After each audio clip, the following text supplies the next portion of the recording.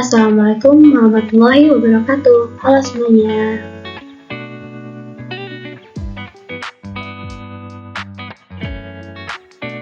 Perkenalkan, nama saya Maulidi Danur Islamia dengan NPM 2240604017 dari Pendidikan Matematika. Nah, di sini saya akan menjelaskan mengenai ekosistem laut.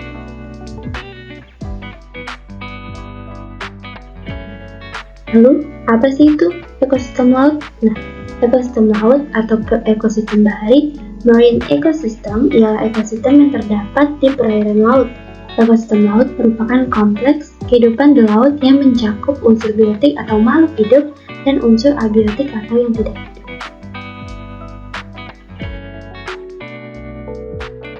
Lalu, apa saja komponen biotik dan abiotik pada ekosistem laut?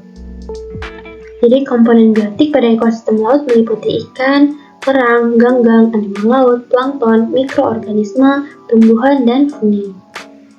Lalu, komponen abiotik ekosistem laut meliputi air, oksigen, cahaya matahari, batu, pasir, dan unsur hara. Selanjutnya adalah ciri-ciri ekosistem laut. Yang pertama adalah suhu yang bervariasi, yang kedua adalah tingkat salinitas tinggi, yang ketiga adalah tidak terlalu dipengaruhi oleh iklim dan cuaca, dan yang keempat adalah didominasi oleh NaCl. Adapun penjelasan mengenai ciri-ciri tersebut, pertama, suhu yang bervariasi. Jadi, pada air laut umumnya suhu cenderung hangat di permukaan dan semakin berangsur dingin di bagian perairan dalam. Lalu, kedua, tidak terlalu dipengaruhi oleh iklim dan cuaca. Nah, iklim dan cuaca tidak terlalu mempengaruhi perairan laut karena hewan yang ada di laut dapat beradaptasi dengan baik terhadap perubahan suhu. Lalu yang ketiga adalah tingkat salinitas tinggi. Tingkat salinitas yaitu kadar garam pada air.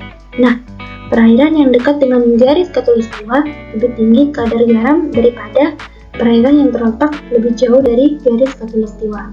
Lalu yang keempat adalah didominasi oleh NaCl. NaCl, natrium klorida atau garam dapur ini sangat mendominasi ekosistem laut hingga mencapai 75%. Selanjutnya adalah pembagian zona ekosistem laut berdasarkan kedalaman. Yang pertama adalah zona littoral, yang kedua adalah zona neritik, yang ketiga adalah zona oseanik.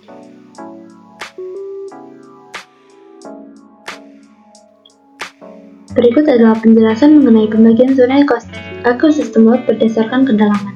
Yang pertama adalah zona littoral. Zona littoral berbatasan langsung dengan daratan, paling dangkal dan paling atas dari lautan.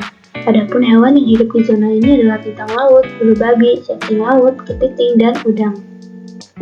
Lalu yang kedua adalah zona neritik. Nah, zona neritik juga disebut sebagai ekosistem pantai pasir dangkal karena letaknya sekitar 200 meter dari permukaan laut.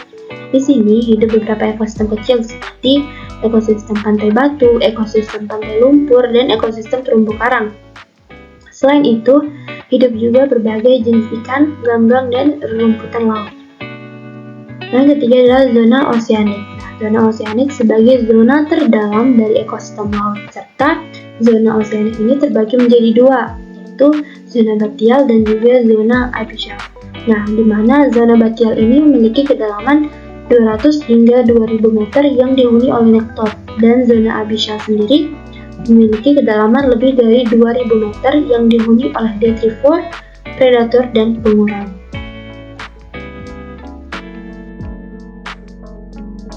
Lalu, selanjutnya pembagian zona ekosistem laut berdasarkan intensitas cahaya.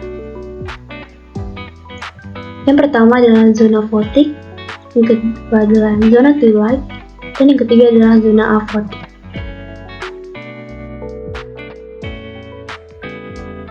Berikut adalah penjelasan mengenai pembagian zona ekosistem laut berdasarkan intensitas cahaya. Yang pertama, zona photic. Zona photic adalah zona dengan intensitas cahaya yang tinggi dan memiliki kedalaman kurang dari 200 meter. Lalu yang kedua adalah zona twilight, di mana zona twilight ini adalah zona remang-remang dengan intensitas cahaya sedang dan kedalaman antara 200 hingga 1000 meter. Lalu yang ketiga adalah zona apotik, di mana zona ini memiliki intensitas cahaya yang sangat rendah atau bahkan tidak memiliki cahaya sama sekali dan memiliki kedalaman lebih dari 1000 meter.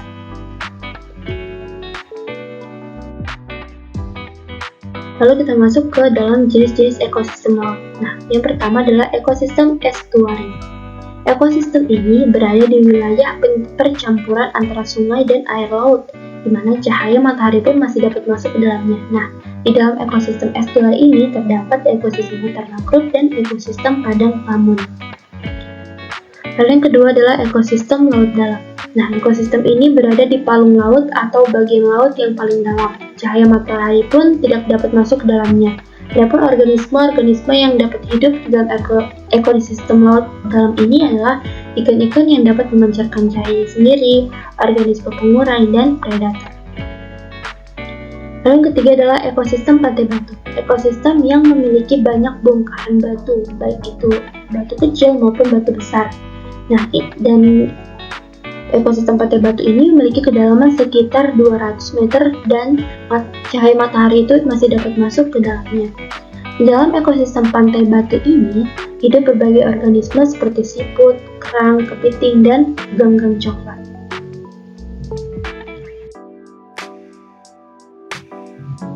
Selanjutnya adalah yang keempat, ekosistem pantai pasir. Nah, ekosistem ini memiliki hamparan pasir yang luas dan berada di pesisir pantai. Pada siang hari, ekosistem pantai pasir selalu terpapar sinar matahari yang sangat kuat. Selain itu, ekosistem ini selalu terkena deburan ombak. Lalu yang kelima adalah ekosistem terumbu karang. Nah, ekosistem ini berada di laut yang dangkal dan jernih sehingga cahaya matahari masih dapat masuk ke dalamnya. Adapun organisme yang hidup di dalamnya adalah bintang laut, ganggang, hewan-hewan spons, berbagai jenis ikan, moluska, dan terumbu karang. Selanjutnya kita masuk ke dalam manfaat ekosistem laut. Yang pertama adalah menjaga keseimbangan iklim di bumi.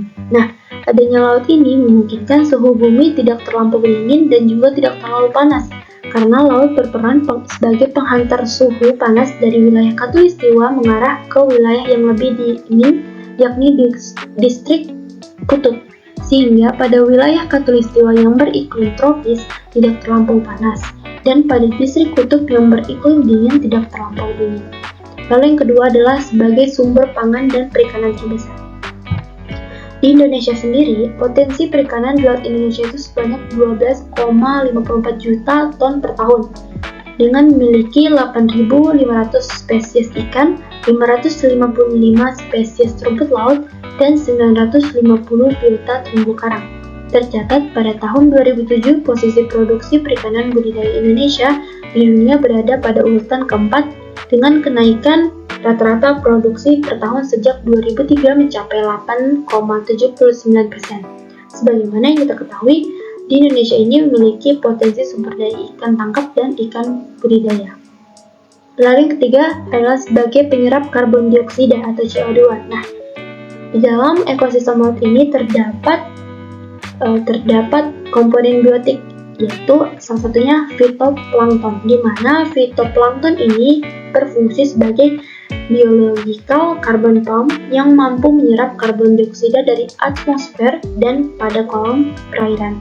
Lalu yang keempat adalah mengurangi polusi. Nah, pada ekosistem laut sangat berperan dalam menyerap polutan karena biota-biota yang ada di laut mampu menyerap karbon dengan jumlah yang sangat besar sehingga bisa mengurangi polusi. Lalu yang kelima adalah sebagai jalur transportasi. Selain darat dan udara, kita tahu nih bahwa Indonesia itu kaya akan lautan kan. Nah, di mana lautan ini menjadikan sebagai jalur transportasi dalam menolong mobilisasi masyarakat. Lalu yang keenam adalah sebagai objek penelitian. Nah, ada sekian banyak biota yang hidup dan berkembang di laut. Hal tersebut yang menjadi mengundang keinginan tahuan dari sekian banyak pihak. Nah, dan tak jarang nih, di laut dipakai sebagai objek penelitian. Lalu, selain biota laut, hal lain yang bisa diteliti dalam ekosistem laut ini adalah aliran air, ombak, sampai tingkat salinitas air laut. Lalu yang ketujuh adalah sebagai sumber air mineral. Nah, laut ini sebagai penyedia atau sumber mineral terbesar di dunia. Beragam jenis mineral terdapat di dalam laut, bahkan di antara mineral yang sangat diperlukan oleh tubuh manusia yaitu iodium bisa didapat dari laut. Nah, garam ialah produk dari air laut yang bisa menjadi sumber iodium untuk manusia. Lalu yang kedelapan adalah sebagai sumber air tawar yang sangat melimpah. Jadi, air laut itu dapat kita konsumsi sebagai air minum asalkan terlebih dahulu melewati proses yang disebut sebagai proses desalinasi. Lalu yang kesembilan adalah sebagai minyak bumi. Nah, banyak perusahaan minyak nih yang membina kilang minyak di lautan lepas. Ini disebabkan di dalam laut itu terdapat banyak sumber minyak bumi maupun gas alam yang paling berguna untuk kehidupan dan kemaslahatan umat manusia. Lalu yang terakhir atau 10 sebagai sumber pembangkit listrik. Secara alami, laut itu bisa merasakan pergerakan. Lalu hal itu terjadi masing-masing setiap harinya. Pergerakan air laut yang diketahui yaitu ombak maupun pergerakan pasang surut air laut. Nah, ombak dan pergerakan pasang surut air laut ini dapat dimanfaatkan sebagai pembangkit listrik, yaitu dengan teknik memanfaatkan pergerakan air laut itu sebagai penggerak turbin.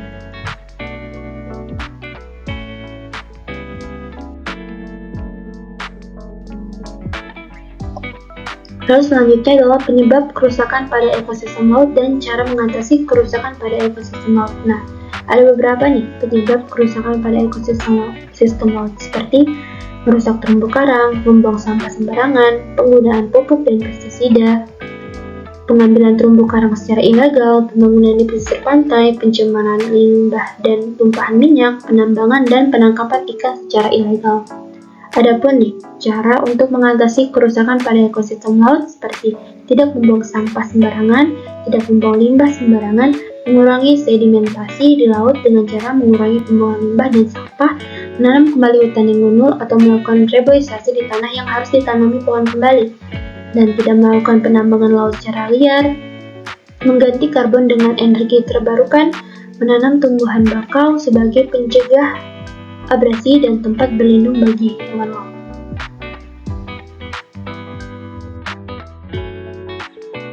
Sekian penjelasan dari saya, kurang dan lebihnya mohon dimaafkan. Wassalamualaikum warahmatullahi wabarakatuh. Terima kasih, selamat menonton. Bye.